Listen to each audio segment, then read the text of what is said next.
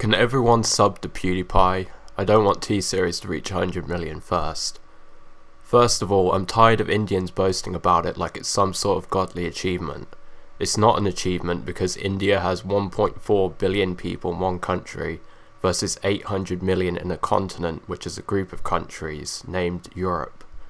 So you can stop hyperinflating the supposed importance of that achievement, okay? I do not know why Indians are so proud of T-Series being at the top spot. If you look at your population, it is inevitable. 600 million Indians now have internet access, and that is double the amount in America.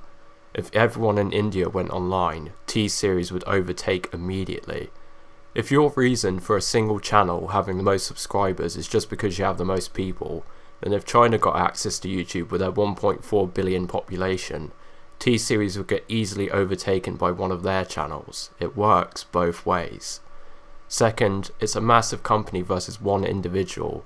They should be separated into their own categories, because they're not even on the same playing field. Everybody keeps saying the 100 million mark has already been reached, but it's not listed among the same ranks on the site as channels like T-Series and PewDiePie because it isn't a channel.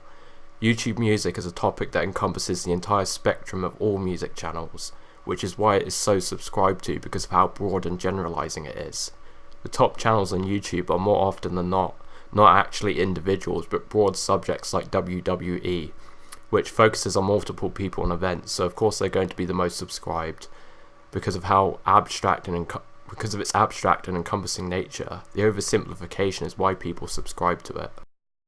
I don't like PewDiePie or T-Series content, but if I had to pick which one I prefer as number one most subscribed, it'd have to be PewDiePie, not only because he is an individual creator of a massive company, but because PewDiePie has slaved away since 2010 on this platform, and although I liked him better in his early days, 2012 or prior, when he at least offered something of substance, which was evidently playing and screaming at video games, instead of reacting to the most unfunny cancerous memes and forced laughing at nothing but that since, which is where I started to find him really boring and awful as a YouTuber.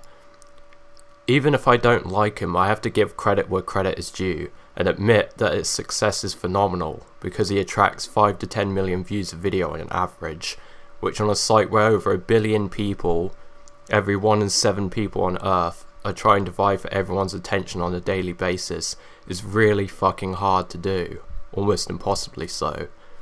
It's so hard in fact that I know I would never be able to commit to a weekly or daily upload schedule.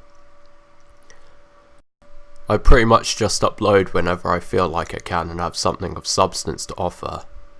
Well, substance when it comes to my videos is still pretty fucking shit, but at least I'm trying my best, I guess.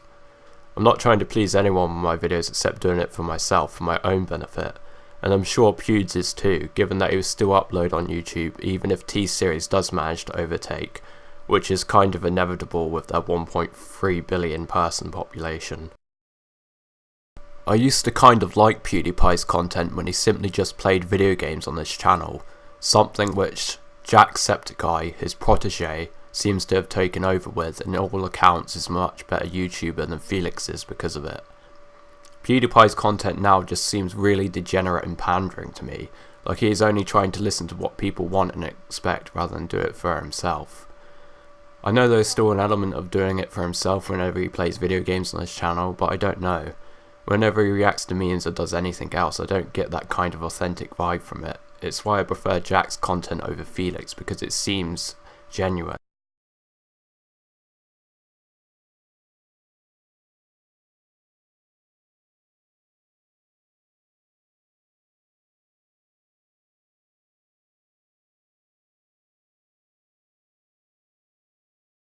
But I'm not going to let a massive company win over an individual creator for 100 million subs and the last YouTube play button.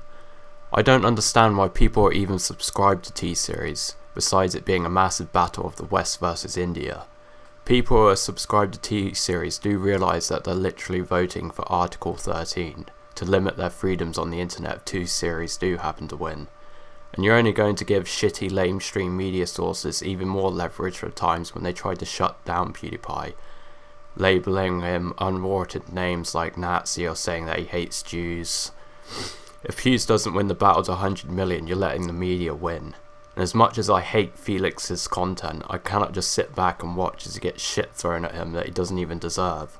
So I'm temporarily subscribing until he hits 100 million subs, and then after that I don't give a fuck, as we would have won by that point.